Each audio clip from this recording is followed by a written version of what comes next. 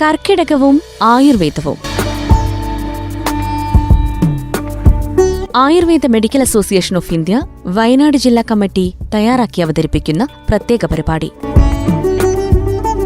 ഞാൻ doctor Arya S, Sultan Bathery taluk Ayurveda ഹോസ്പിറ്റലിലെ national Ayush mission medical ഓഫീസറാണ്. ഇന്ന് നിങ്ങളുടെ അടുത്ത് സംസാരിക്കാൻ പോകുന്നത് കർക്കിടക ചികിത്സയുടെ പ്രാധാന്യത്തെക്കുറിച്ചാണ്. കേരളത്തിലെ പരമ്പരാഗത ആരോഗ്യ സംരക്ഷണ മേഖലയിലെ ഏറ്റവും പ്രാധാന്യം അർഹിക്കുന്ന ഒന്നാണ് കർക്കിടക ചികിത്സ. വളരെ ലളിതമായി പറഞ്ഞാൽ, അടുത്ത ഒരു വർഷത്തിലേക്ക് വേണ്ടി നമ്മുടെ ശരീരത്തെ നമ്മൾ പ്രിപ്പയർ ചെയ്യുന്നു എന്ന് മനസ്സിലാക്കുക. എന്നിരുന്നാലും കർക്കിടക ചികിത്സയുമായി ബന്ധപ്പെട്ട് ഒരുപാട് സംശയങ്ങൾ നമുക്ക് ഓരോരുത്തർക്കും ഉണ്ടാകാം, അല്ലേ? ഇതിന്റെ ശാസ്ത്രീയ വശം എന്താണ്, എന്തൊക്കെയാണ് നാം ശ്രദ്ധിക്കേണ്ടത് അഥവാ പാലിക്കേണ്ടത്, നമ്മുടെ ശരീരത്തിന് കർക്കിടക ചികിത്സ കൊണ്ടുണ്ടാകുന്ന ഗുണങ്ങൾ എന്തൊക്കെ തുടങ്ങിയവ. ശാരീരികവും മാനസികവുമായ ആരോഗ്യത്തിന് ഏറെ പ്രാധാന്യം നൽകുന്ന ആയുർവേദത്തിൽ ശാരീരിക മാനസിക സ്വാസ്ഥ്യത്തിനും സന്തുലിതാവസ്ഥ നിയന്ത്രിക്കുന്നതിനുമായി ഓരോ ദിനവും നാം പാലിക്കേണ്ടവയെ ദിനചര്യയെന്നും മാറി വരുന്ന കാലാവസ്ഥയ്ക്കനുസരിച്ച് നാം പാലിക്കേണ്ടവയെ ഋതുചര്യയെന്നും വളരെ വിശദമായി തന്നെ പറയുന്നു. ശിശിരം, വസന്തം, ഗ്രീഷ്മം, വർഷം, ശരത്, ഹേമന്തം എന്നിങ്ങനെ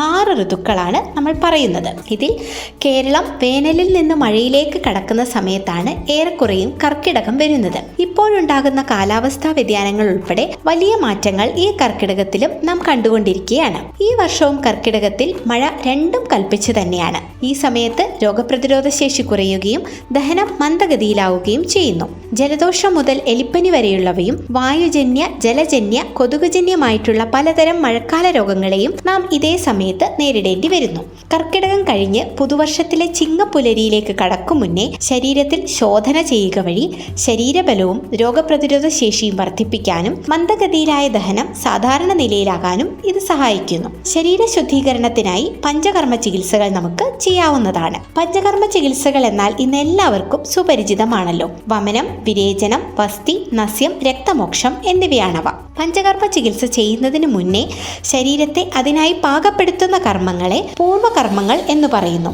അഭ്യംഗം അഥവാ ശരീരത്തിൽ എണ്ണയിടുന്നത്, സ്വേദം അഥവാ ശരീരത്തെ വിയർപ്പിക്കുന്നത് എന്നിവയൊക്കെയാണ് അവ. പഞ്ചകർമ്മങ്ങൾ ചെയ്ത ശേഷം ചെയ്യുന്ന കർമ്മങ്ങളെ പശ്ചാത് കർമ്മങ്ങൾ എന്ന് പറയുന്നു. ഈ സമയത്ത് നമ്മുടെ ശരീരത്തിന് ആവശ്യമായ ആഹാരങ്ങളും പഥ്യങ്ങളും നിർദ്ദേശിക്കുന്നു. ഇത് ഓരോന്നും ഓരോ വ്യക്തിയുടെ ശരീരബലത്തിനും രോഗാവസ്ഥകൾക്കനുസരിച്ചും ശ്രദ്ധയോടെ ചെയ്യേണ്ടതിനാൽ ഒരു ആയുർവേദ ഡോക്ടറുടെ കൃത്യമായ നിർദ്ദേശാനുസരണം ചെയ്യുന്നതാണ് ഏറ്റവും ഉത്തമം. ഈ സമയത്ത് ദഹിക്കാൻ എളുപ്പമുള്ള ഭക്ഷണങ്ങൾ ചെറു ചൂടോടെ കഴിക്കുന്നതാണ് നല്ലത്.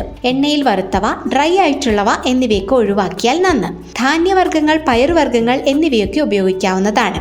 ഇവയൊക്കെ ഉൾപ്പെടുത്തിക്കൊണ്ടുള്ള ഔഷധ കഞ്ഞി കൂട്ടുകളും ഇന്ന് വിപണിയിൽ സുലഭമായി ലഭിക്കുന്നുണ്ട്. അവയും ഉപയോഗപ്പെടുത്താവുന്നതാണ്. തൈരും പച്ചമോരും ഉപയോഗിക്കുന്നതിനേക്കാൾ കാച്ചിയ മോരാണ് ഈ സമയത്തിന് യോജിച്ചത്. മഴക്കാലമായതിനാൽ തന്നെ മൂടിപ്പുതച്ചുറങ്ങാൻ തോന്നുമെങ്കിലും മറ്റാരോഗ്യ പ്രശ്നങ്ങളൊന്നുമില്ലാത്തവർ പകലുറക്കം ഒഴിവാക്കുകയും ലഘുവ്യായാമം, നല്ല വിശ്രമം, രാത്രി കൃത്യമായ ഉറക്കം എന്നിവ ശീലിക്കേണ്ടതായും പറയുന്നു. തിളപ്പിച്ചാറിയ വെള്ളം മാത്രം കുടിക്കുക. വെള്ളം തിളപ്പിക്കുമ്പോൾ അതിൽ അയമോദകം, പനിക്കൂർക്കയില, ചുക്ക്, തുളസിയില എന്നിവയിൽ ഏതെങ്കിലും ഉപയോഗിച്ച് തിളപ്പിച്ചാൽ നന്ന്. പഴകിയതും ഫ്രിഡ്ജിൽ വെച്ച് വീണ്ടും ചൂടാക്കുന്നതുമായ ആഹാരങ്ങൾ കഴിവതും ഒഴിവാക്കുക. ദിവസേന പാകം ചെയ്യുന്ന ആഹാരങ്ങൾ മാത്രം കഴിക്കുക. ആട്ടിൻ സൂപ്പ്, വെജിറ്റേറിയൻ ആയവർക്ക് പലതരം വെജിറ്റബിൾ സൂപ്പുകൾ എന്നിവ ഉപയോഗിക്കുന്നത് നല്ലതാണ്. കർക്കിടകത്തിൽ ഉണ്ടാക്കുന്ന ചില പ്രത്യേകതരം വിഭവങ്ങളെക്കുറിച്ച് പറഞ്ഞാൽ, തവിടപ്പം, അതായത് തവിട്, ശർക്കര, നാളികേരം എന്നിവ ചേർത്തുണ്ടാക്കുന്ന ഇത് അയൺ കൂടാനും ശരീരത്തിന് ബലം നൽകുകയും ചെയ്യുന്നു.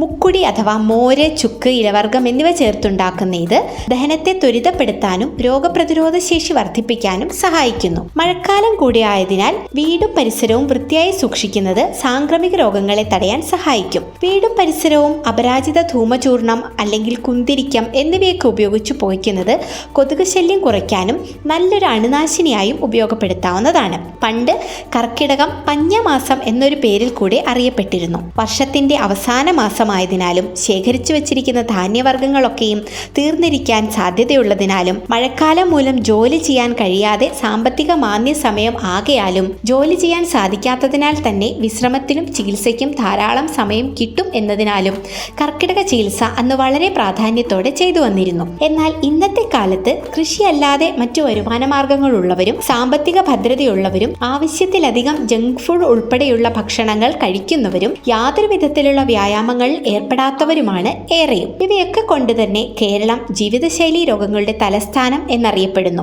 കൃത്യമായ ഒരു ജീവിതശൈലി രൂപീകരണത്തിനും യുക്തമായ ചികിത്സയുടെയും പ്രാധാന്യം ഇതൊക്കെ കൊണ്ട് തന്നെ ഏറി വരികയാണ്. ഇതെല്ലാം ഓർമ്മിപ്പിച്ചുകൊണ്ട് തന്നെയാണ് ഓരോ കർക്കിടകവും കടന്നു പോകുന്നത്. നന്ദി, നമസ്കാരം.